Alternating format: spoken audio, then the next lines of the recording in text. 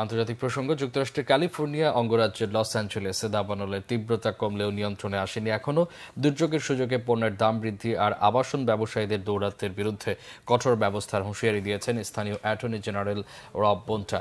Loss অ্যাঞ্জেলেসে দুর্গত এলাকায় ঘিরে লুটপাট ছাড়াও ব্যাপক অরাজকতার অভিযোগে স্থানীয় প্রশাসন সংবাদ সম্মেলন করে দুর্বৃত্তদের হুঁশিয়ার করেছেন। Attorney general, deputy commissioner, mayor আর পুলিশ নিজ নিজ অবস্থান থেকে কঠোর ব্যবস্থার সতর্কতা দিয়েছেন।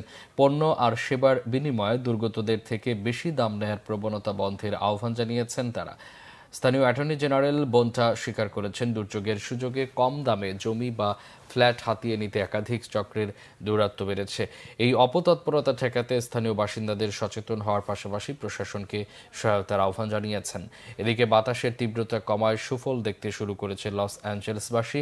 এতে আগুনের ব্যাপক বিস্তার অনেকটাই কমে এসেছে। ফায়ার সার্ভিস জানিয়েছে, সবচেয়ে বিনাশী প্যালিসেড দাবানল 22% আর ইটন দাবানল 55% নিয়ন্ত্রণে এসেছে। গত 7 জানুয়ারি প্যালিসেড থেকে শুরু হওয়া দাবানলে অন্তত 27 জনের মৃত্যুর খবর নিশ্চিত করেছে স্থানীয় প্রশাসন। পুড়ে ছাই হয়েছে 60 বর্গমাইল এলাকা আর 12,000-এর বেশি স্থাপনা।